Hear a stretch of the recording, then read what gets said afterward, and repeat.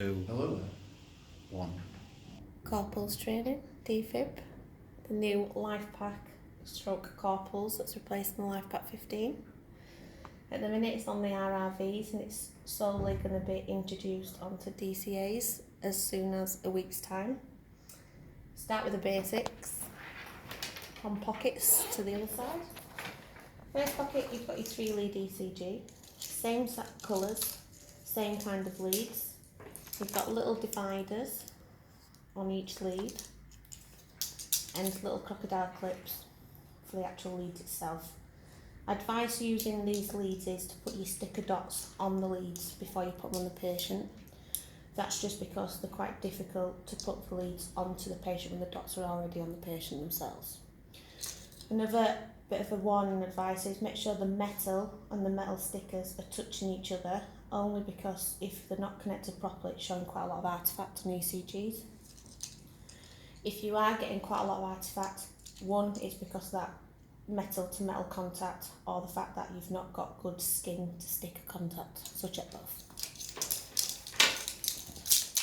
These pouches are going to be changed, so this one's just a demo mode and it's concertinaed. These little pockets are ripping, so they're going to have a one single big pocket with all these leads in. Your next one is your SPO2. SPO2 on this one has got the same kind of middle connection lead that we have on the LifePack 15, so it will use with the stickers for paediatrics. You've got your adult, and then the opposite you've got your paediatric.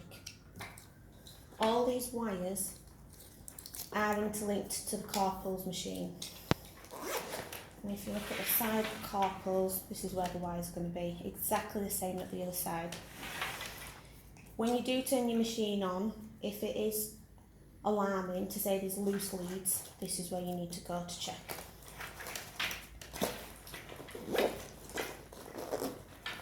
Your next little pocket is your 12 lead ECG.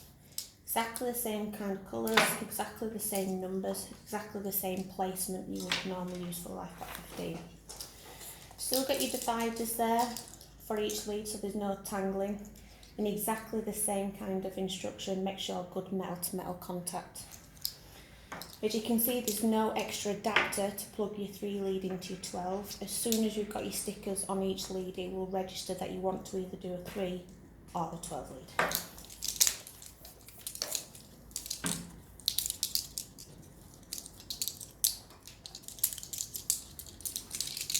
The next one is the opposite side.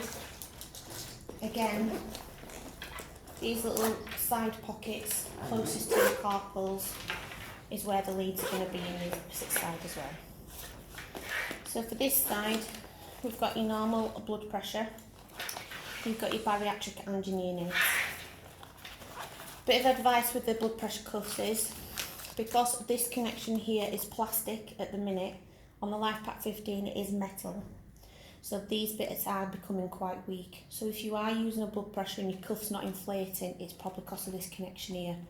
Supervisors do need to be aware that you might need to go VOR or get a new blood pressure cuff because of that fault with the Corpuls blood pressure. Your next little pocket is your new capnography. So it's on an electrical wire, and this is your new capnography. It's going to be set like this at all times on your Defib, and this is going to be a non-sterile. When these little connection plugs are loose, it will alarm your system to say that you've got a loose connection, so that's why it's going to be always set up like this. The 2 arrows are going to be lined up to the 2 triangles on the actual plastic part, and then it works in thread between the 2 blocks. So when you do come to an arrest, you're going to have one of those in a sterile packet. Gold standard obviously for an airway is to put a new sterile one on.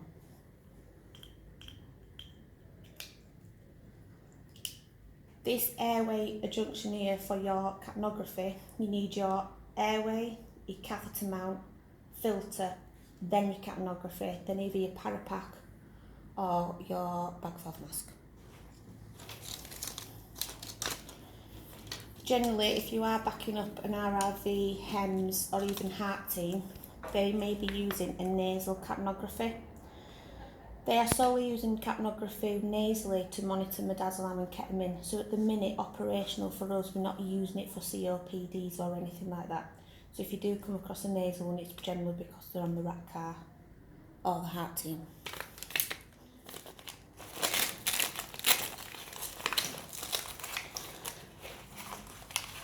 Your next one is your central CPR pad. At the minute, it is not gold standard. It is single use and they are really expensive. So at the minute, once you've used it, we've got nothing to replace with it as an additional one.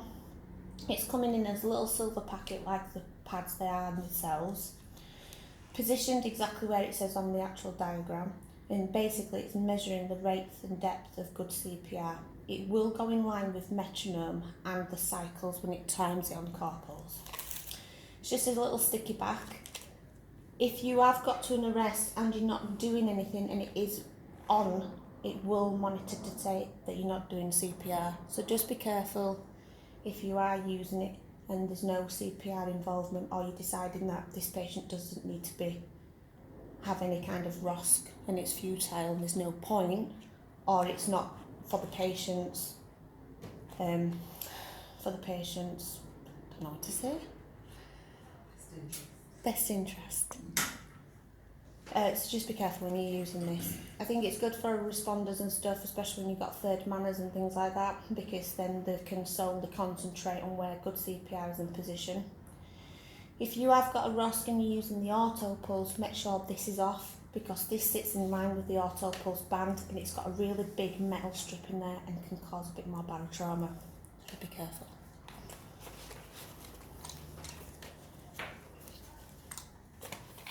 So then the next pockets is the back pocket, is where your ECG, your pads place. The pads actually live in here. Because it's a Corpuls ECG machine, we're using LifePak 15 pads. So to be able to use LifePak 15 pads, we've had to create a new adapter to be able to convert Corpuls to LifePak 15 pads. So you'll find a little wire like this sat on this metal strip here, which is tie wrapped. If you haven't got it on your Corpuls machine, you can't use Defib. Also, if you cut through it, it's £400 to replace, so just be careful. So that's where your pads will sit. This at the minute is just a shock box, just so we can charge into this box quite safe, and I'll show you how to use that as well later as we go on.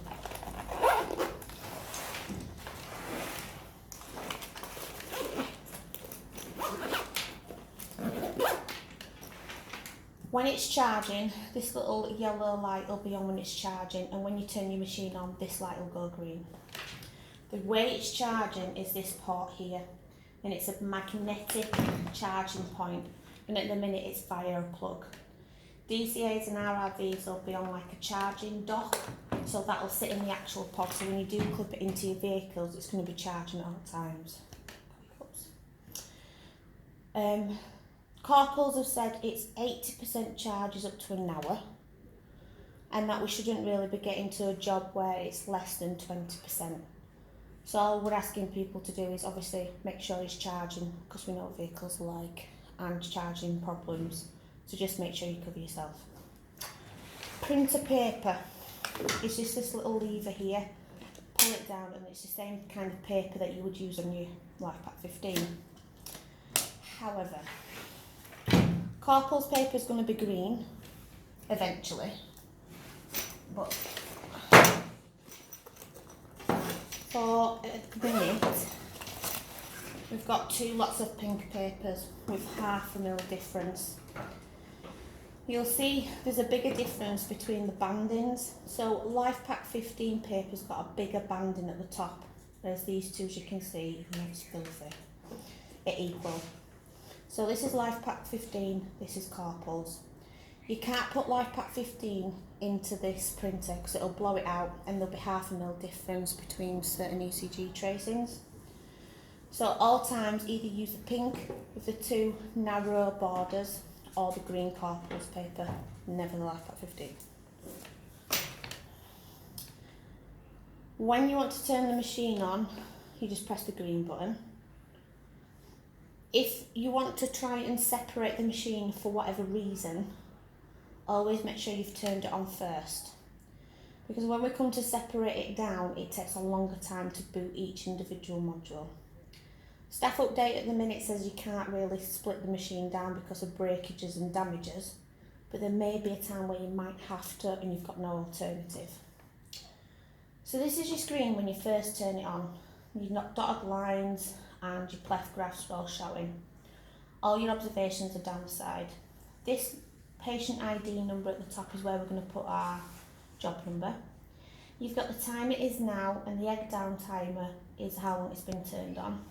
Then you've got your battery life, which is in minutes.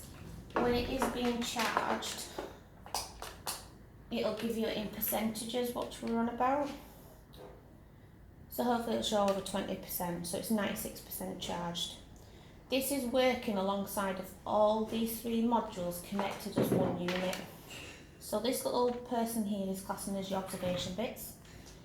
Your eyeball is your monitor. Your heart is your defib, which is the shock box at the back. All connected by a solid white line. When we have to separate the module down for whatever reason, and for whatever job that may be, to split it down you need to press these two little buttons. And that will release your defib. And that's been turned on automatically because we've turned the machine on at the start. And you'll see that it's got a zigzag scissoring line. So that means that this module is working in sync with those two. This button here is to separate the middle, and that's your observation kit. And then you've got your monitor. Works syncing and Bluetoothly with this MD number. The same MD number is on each individual module. So it'll only link between them three. If you have got another Corpuls 10 metres away, or under 10 metres away, with a different MD number, it just won't sync and won't work to that other one. To collect it back together again, you've got this triangle and these two little footprints. And then you've got these two little foots here with the triangle. This is where people are damaging it, because you need to make sure that the Corpuls itself is sat flush. So all we're doing is lining it up and making sure that bit there and that bit there is flush. Because if it's not, it's this bit and that bit that's actually breaking on the machine. When you're putting your defib together again, it's easier to lean the one forward, because these little feet pieces here and these little hooks under here need to be hooked on. Make sure all your wires are out of the way, because otherwise it won't close. And then this handle needs to go underneath these two clips. You'll see that it's fully completed together because it's a fully solid white line. Happy? So at the minute I'm going to just put it into a demo mode.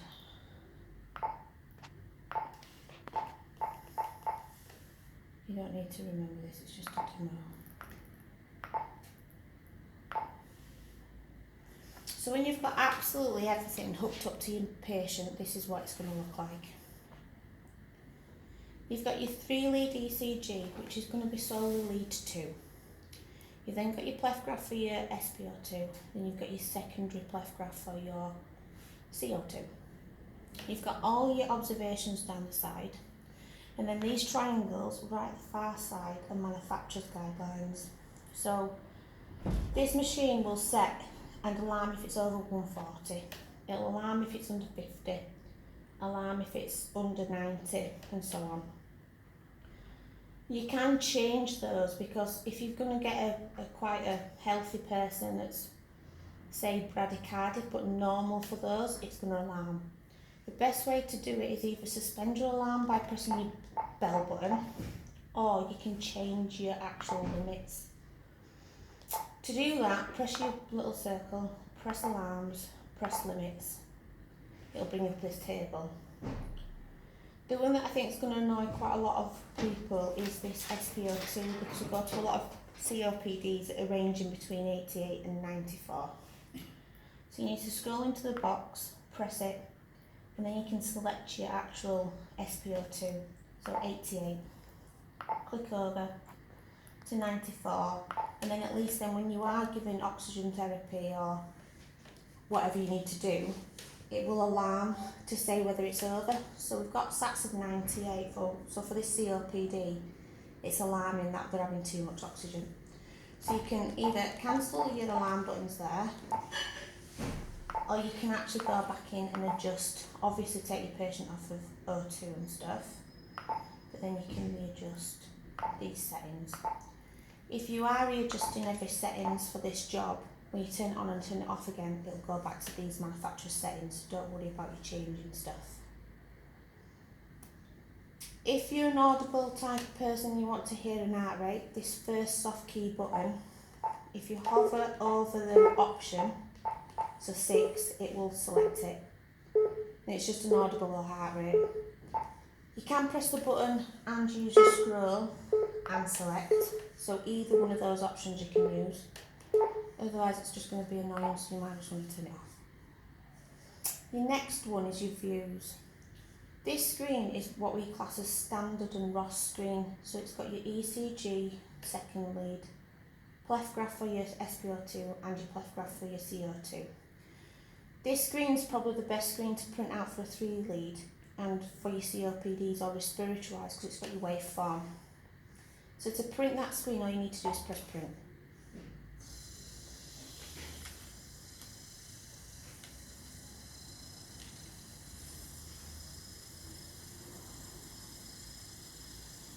To stop a print, you just need to press print again and tear this strip up. It does have it in seconds along the top, and this is part of code summary. I apologise, but this is a demo mode, so it does have little bits inputted in already. But this is typically good for a COPD, respiratory, where you want to see a proper waveform. So we'll go back to this view button. If you press it, you've got a couple of options. So trauma is your next view. So this blood pressure on this standard view here is tiny, and this is why a lot of people like the trauma view itself. It's a lot bigger to see the blood pressure, and you've got your stopwatch for your salbutamol, Atrovent, TXA, anything that you need to time. If you do want to press print on this one, just be wary when you do press print, you're not going to have these waveforms, it's just going to solely be a 3 lead. So depending what kind of patient you've got, depends which one you need to print. To stop it again, just press print and tear up. So there are your 2 kind of 3 leads. Your next one is going to be a trend button. I think it's more of a nicety, it's just plotting a graph, plotting a trend. Does it like it does in CCU, so it can plot every 5-10 minutes and it'll just peaks and troughs of a graph. Some people prefer to use it. I imagine the ICU will want to use it if we do any transfers, but it's just a nicety to know rather than a gold standard thing. Your next 2 buttons, you've got LTECG, which means long term, DECG means diagnostic, 12 lead ECG. So your LTECG is, if you've got somebody monitoring from this screen or your normal standard screen, and you've seen an arrhythmia happen up here, but you've got up to try and press print to capture it and you miss it, your LTECG comes in handy. So your LTECG basically captures any ECG that you might have seen.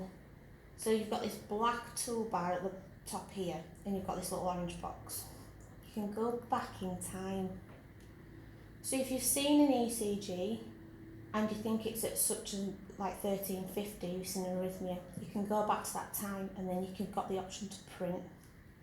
So any arrhythmias are actually captured, like the LifePak 15 we always tended to miss. To come back out of the screen, close, monitor, back or home. Any of those 4 buttons will get you back to this main monitoring screen behind. The last thing to show you is if you come all the way to the beginning, that's where your dotted lines are, so you've not monitored somebody at that point. Come all the way to the beginning, or to the end. That's when it's loading this graph, this ECG, because it's previewing this live feed ECG, so you'll see it come up in sections. If you're happy with that and there's no arrhythmias and you don't need to go into it, close. So your next button is your DECG 12 lead. You'll see it's previewing, and then you'll see it says ready when it's ready for a 12 lead ECG. This ECG will come up when you've solely put your 12 lead on a patient. Obviously if you haven't got your leads on there, it won't show anything on there because you're not monitoring. Now it's saying it's ready. Advice is this black line that's travelling across, start it when it gets to the end or it gets to the beginning. So if you stop it round about here in the middle, when you print it out it's missing a complex when you print out your 12. So if you stop it at this end, this box will automatically come up. So what we're asking is patient ID and case number is going to be your job number, sex and age, typically like the LifePack 15. Nurses staff at the minute might want you to put the first and last name in there, just because we're now using EPR and we're going paperless, so we can't always tally it up with certain patients. So to go down, use your scroll, press it in, and press whatever sex you want. Same as age, put whatever age you want in there, and then you can press enter. It'll get rid of the box if you press OK. So now it's measured and it's saying measuring, so now it's saying measured. So that means it's now captured that ECG and we now have an option to print. This is now printing out a typical 12 lead ECG. Once again, the start of an ECG is a bit of a code summary, and then you're going to get your ECG printed like we would do on the LifePack 15, but it's a little bit more clearer. At the end of it, you're going to get initial findings and normal variables, and then it'll say end of print.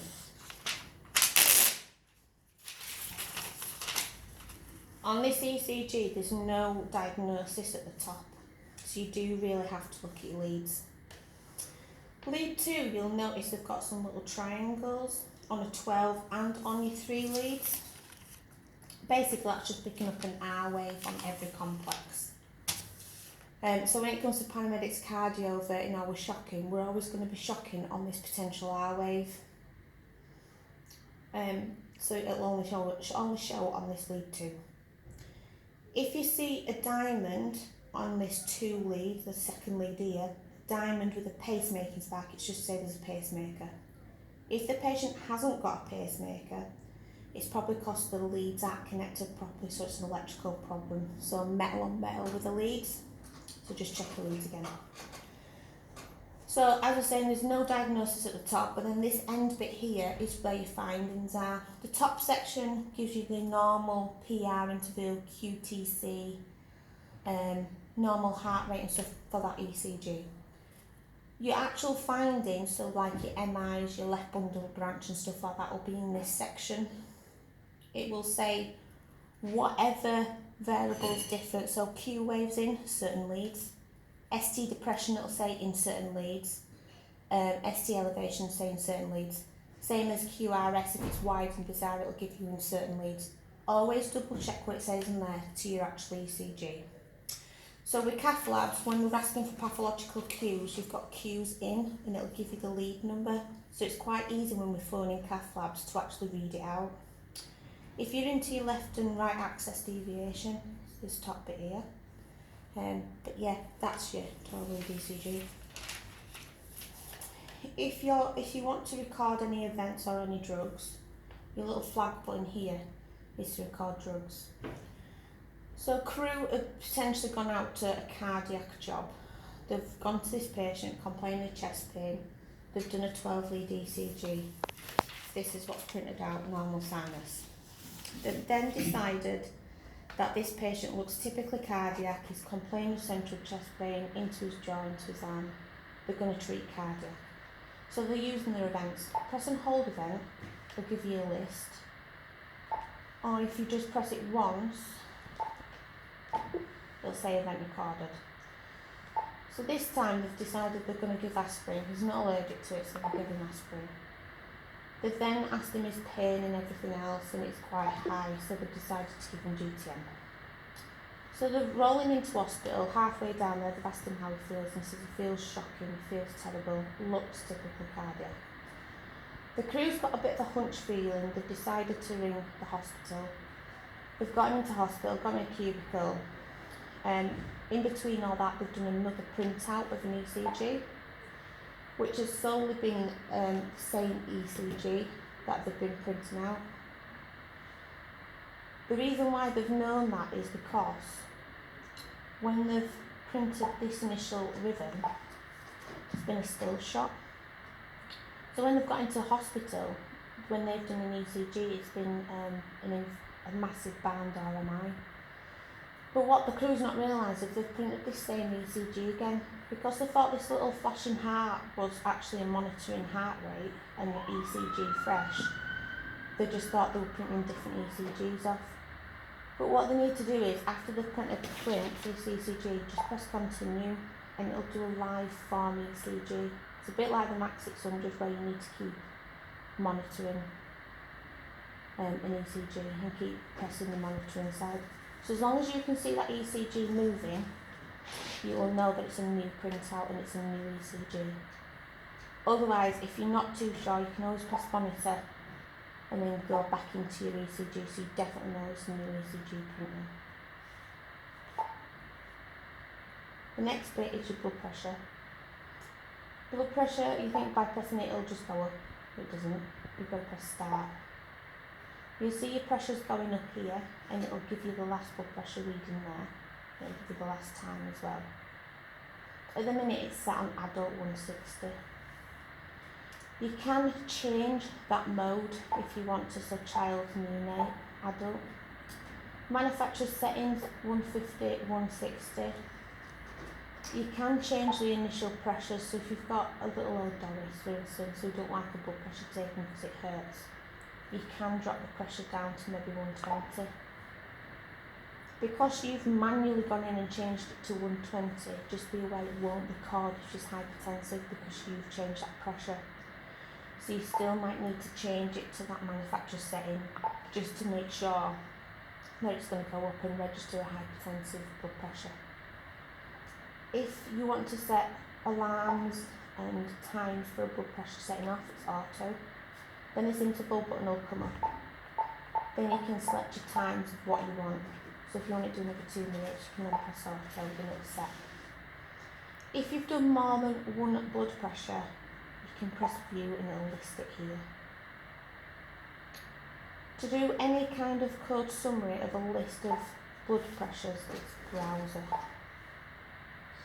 The code summary on the Corpuls is quite long. You can only see people doing it for the cardiac arrest just because it gives you absolutely everything.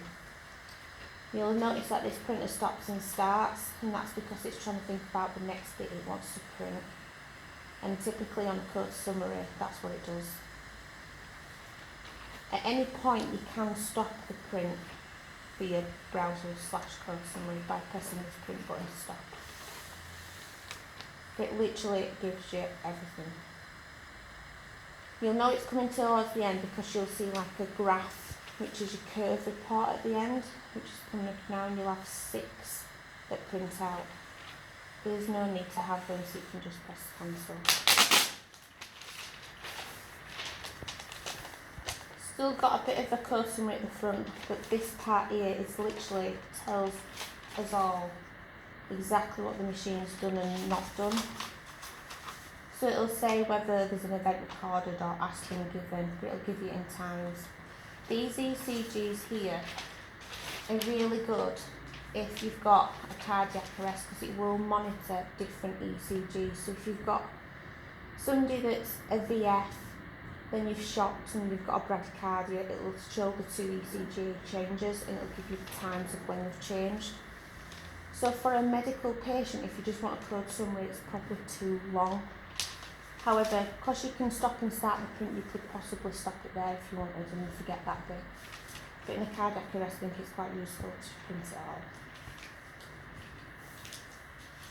If you want to use a different form of printing, depending which screen you've got on, so your trauma or your standard screen, you can do a screenshot. To do a screenshot, if you press and hold print, it'll screenshot this screen for you. So again, depending whether you want to do a COPD with a waveform or a medical patient with just a typical 3, depending which screen you want to screenshot. And there are your screenshots. Still has all your observations down the side, your 3 leads, your cleft graphs, all underneath. The only thing that's good about the screenshots, it gives you percentages per module, so you know what percentage level you're working on for your battery life. Same as if you want to use your trauma screen, you can press print, hold it, and it'll do a screenshot. Same as for your blood pressure, a lot of RRVs are doing it this way. So they're getting the blood pressure screen on, they're pressing view, because it's got a list of the blood pressures. They're pressing and holding print, and that'll just show a list of all the blood pressures. We can't do a screenshot of typical 12 lead ECG because we do need a proper diagnostic ECG. So don't be screenshotting that screen because it'll just be ridiculous and it'll be really condensed and confined and you won't be able to read it. But there are 2 screenshots.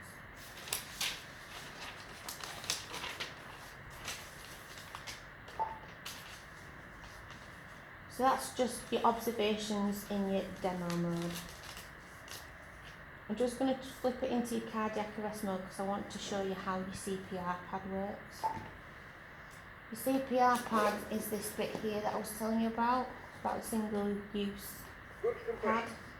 Showing you on this CPR graph here, this bar graph. These centimetre depths will change depending whether you're using a paediatric or adult pads.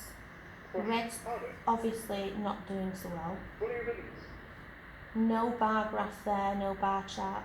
Columns means there's no compressions being done. Obviously green is really good. As you can hear, the Corpuls will actually tell you whether you're doing good or bad, and it'll give you actual audio to tell you whether to do something different. If you haven't got your CPR pad on, obviously this won't come up, so it won't be as audible. And because this is a demo mode, your metronome will automatically come on when you press that manual or AED mode. So now we'll just go into a proper live mode so you can see what's what.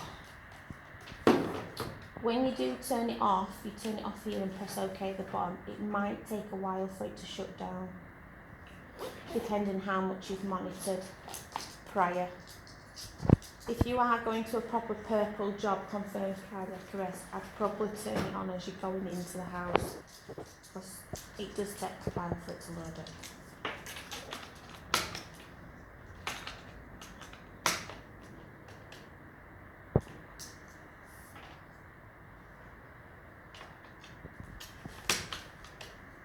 Every time you turn it on and off, it does a self-performance check and it'll say it there. You don't have to print it out or anything, it's just doing a maintenance check and saving it to the archives.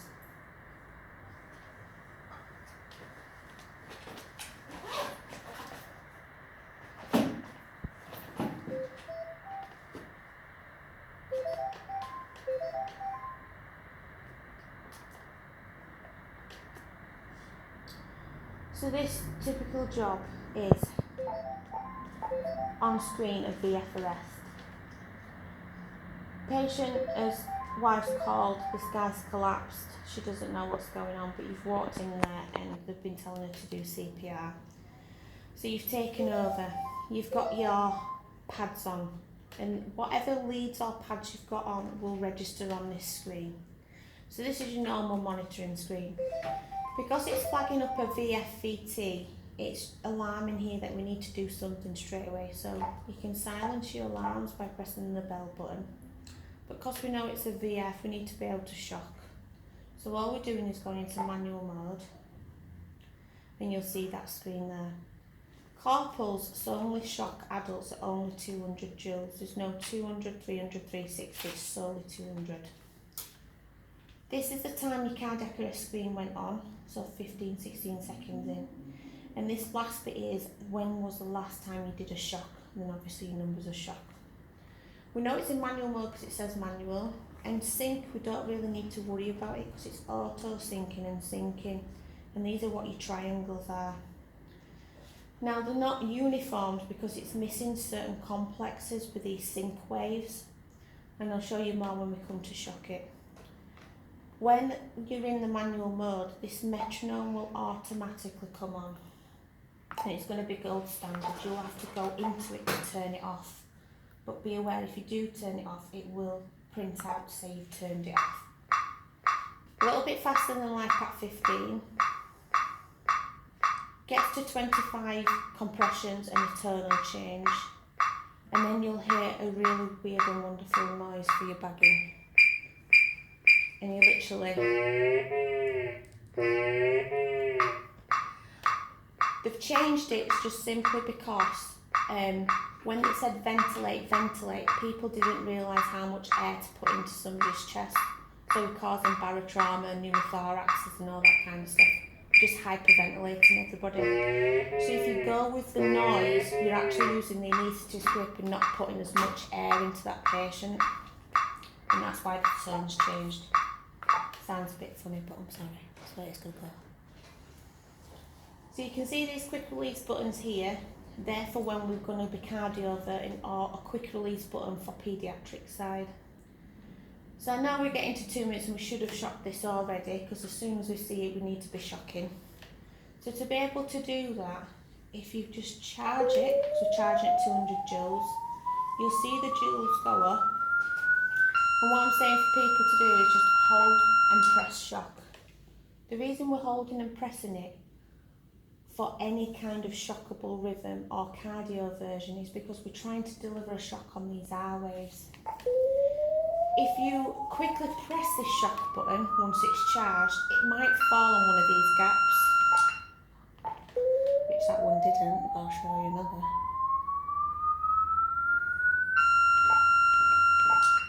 So that first one we did, it didn't deliver a shock, but then the second one did, and that's because it's falling on these little gaps of these potential no R waves being shown. Which then obviously is a safety aspect because then people may jump back on the chest thinking the shock's not been delivered. So just make sure you hold and press this button. If we pretend that this is a VF kiddie arrest, we've got the pads on, somebody's doing CPR, it's a VF arrest, we want a shock.